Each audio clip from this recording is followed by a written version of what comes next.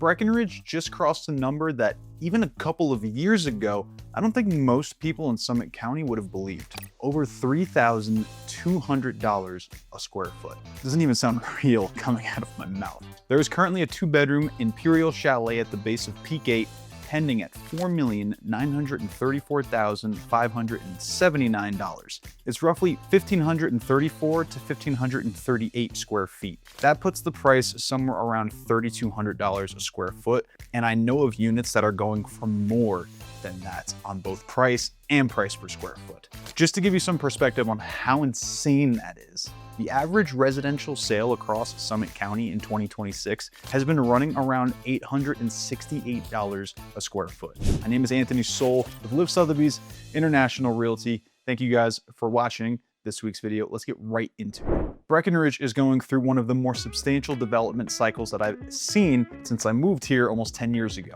So I wanted to make one video and basically walk through everything significant that is coming to Breckenridge. What is actually approved versus what is still being planned, and more importantly, what all of this means if you own real estate here or you're thinking about buying a legacy home here for your family. Let's start with Finale and Imperial at Peak 8. I've done an entire video specifically on this project because it deserves one, but you cannot talk about the future of Breckenridge without starting here. The Finale is essentially a collection of some of the remaining major development opportunities tied to Peak 8 and downtown Breckenridge. You have Independence Townhomes, you have Victory Ridge, which is the estate-sized home site component above Peak 8, you have Imperial Chalets, and then you have the centerpiece of the entire development, the Imperial Hotel and private residences at the base of Peak 8. And this project is pushing Breckenridge into a category that we really haven't occupied before. Historically, Breckenridge has had very expensive real estate. We have $5 million homes, we have $10 million homes, we have properties that go beyond that. But our luxury market has traditionally been built around the house itself. What Breckenridge has never really had is the type of full-service, 5-star residential hospitality product you would see in the ultra luxury resort markets. Imperial changes all of that. The hotel is planned as a 36-key luxury property with whole ownership and fractional residences, restaurants, extensive wellness facilities, theaters, lounges, and more than 70,000 square feet of amenity space. And it has already been selected to join the leading hotels of the world. That is a very exclusive collection of independent luxury hotels around the world, and it is seriously an incredible benchmark to have that here in the mountains of Breckenridge. But now we compare that with a legitimate 5-star international luxury experience, and the price is reflecting it. The first phase of the Imperial Chalets start around 4.19 million, and I've heard they're actually going to be higher than that. And now we have a 2-bedroom unit pending at just under $5 million, or a little over $3,200 a square foot. Victory Ridge is another level entirely. Those are 14 ski-in, ski-out home sites above Peak 8, with publicly reported pricing roughly from $5.75 million to $9 million just for the lot. And buyers can ultimately build homes up to around 7,500 square feet. Then you have Independence Townhomes. 16 new downtown residences, around 2,400 to 3,600 square feet, with reported pricing from roughly $3.9 million to more than $6 million. This is why I think Finale is setting a precedent. It is testing an entirely new ceiling for Breckenridge, and the buyer response is going to tell us something really important. Are ultra high net worth buyers willing to look at Breckenridge in the same conversation as Vail, Aspen, Deer Valley, and some of the other elite ski markets when the product actually matches the level of service? I think the answer is increasingly yes, but here's what I really like about the broader development story. The town did not simply allow hundreds of millions of dollars of luxury development to just happen on Peak 8 without asking, okay, where are all the people who are going to operate this place supposed to live? Which brings us to the next major project, Entrada. The current public design calls for 40 workforce housing units, primarily 1-bedroom and studio-style apartments, and roughly 36,000 square feet of development. And this housing is directly connected to the employee housing mitigation required as part of the Imperial development. I think that's an important part of this whole conversation. because building a 5-star hotel is relatively easy compared with staffing a 5-star hotel and in a community where an average worker cannot afford market rate housing. So workforce housing and luxury real estate are not two separate issues. They are directly connected. As a second homeowner, you should care about workforce housing. If the people maintaining your house, servicing your boiler, cleaning your property, operating your favorite restaurants, teaching your kids to ski, and working at the hotel cannot live anywhere near the community, your ownership experience eventually gets worse. Entrada is currently still shown by the town as being within the planning process, although Breckenridge Grand Vacations has said it intends to move forward with the construction. And there is another BGV workforce project already moving ahead at the North Gold Rush lot. The current plan there calls for an apartment building containing 8 6-bedroom employee housing units. So think of these more like larger shared employee residences. Construction on that project began in 2025, with completion targeted around late 2027. And the project is also being designed to maintain substantial public parking in the area. Again, this is all part of the same ecosystem. Peak 8 gets dramatically more luxurious, but Breckenridge simultaneously has to figure out how the people creating that luxury experience can actually remain in town. And that theme extends well beyond Breckenridge Grand Vacations. The next huge project is the Runway neighborhood. And no, we are not reopening the Breckenridge Airport and landing 737s next to the recreation center. Runway is the major workforce neighborhood. The original master plan contemplated as many as 148 workforce homes across approximately 24 acres. The active project that the town is currently moving forward with is 81 homes. And these are not just apartment buildings. The neighborhood includes single-family homes, duplexes, and townhomes with community open space, parks, trails, dog areas, garages, and even some accessory dwelling unit configurations. This is intended to create an actual neighborhood, and I think that's the important distinction. For years, mountain communities treated workforce housing like, okay, where can we stack the most apartments possible? But if you want people to build lives here and stay for 20 or 30 years, eventually they need a path to ownership. That's what Runway is trying to provide, ironically enough. The first lottery started in 2026, and these are deed-restricted properties specifically intended for people working locally in Summit County. For buyers watching this video who are purchasing $3, $5, and $10 million properties, you may think this doesn't have anything to do with you, but it has everything to do with you.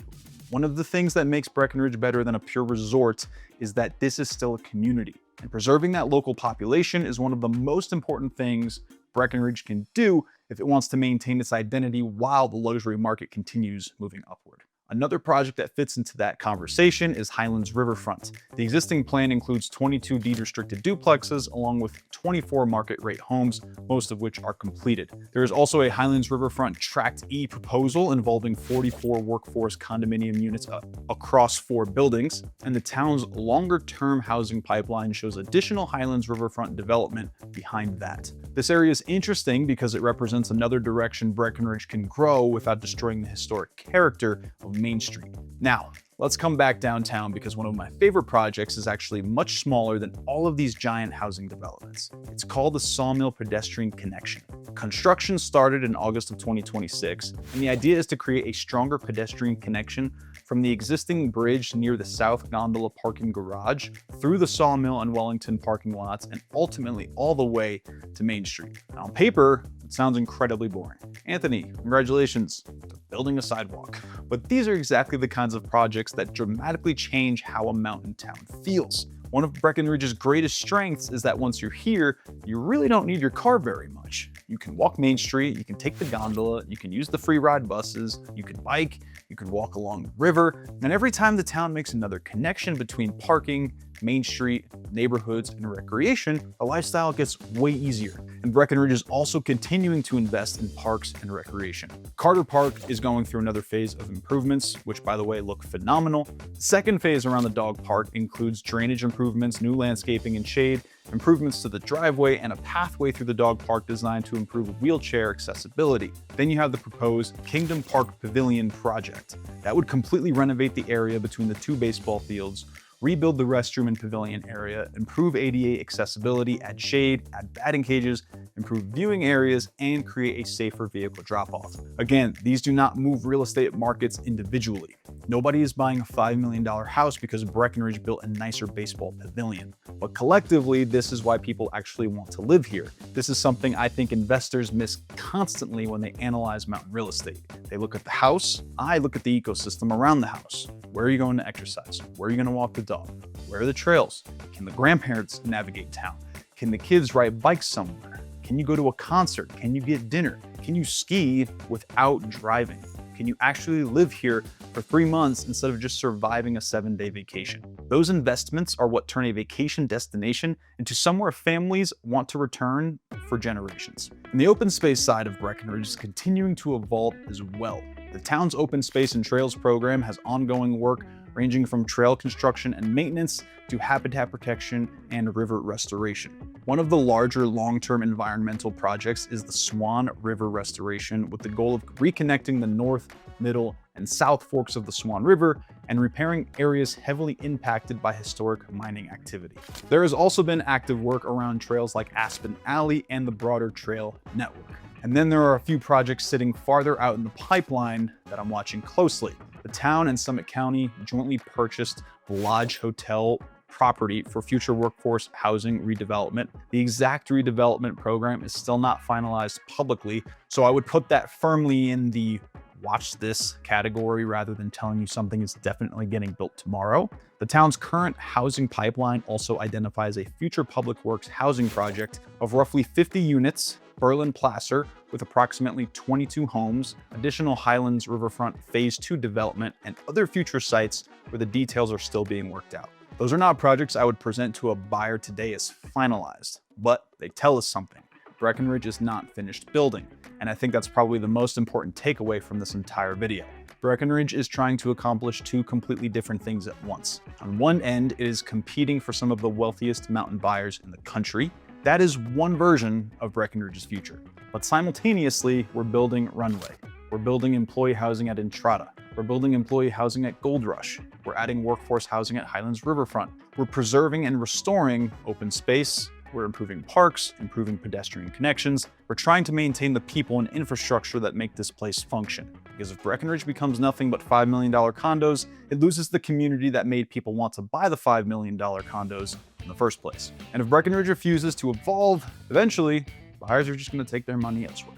The opportunity is finding the balance. From a real estate perspective, I also think this development cycle is going to create winners and losers. The brand new Imperial residence at Peak 8 can change what buyers expect when they're paying $4 million or $5 million. If you're trying to sell a 1981 condo for an enormous number, suddenly you have a very different competitor. New construction raises the bar, but it can also pull the entire perception of the market upward. If buyers prove that they're willing to pay $3,000 plus a square foot for exceptional new product in Breckenridge, developers, sellers, and landowners are going to notice. That doesn't mean every old condo suddenly becomes worth $3,000 a square foot. Absolutely not. It means the ceiling has moved, and that matters. It matters for future development, for land values, for renovation decisions, for luxury sellers, and it matters for buyers trying to understand whether they're paying for something genuinely rare or simply paying a luxury price for an average product. That's why I'm watching all of this so closely.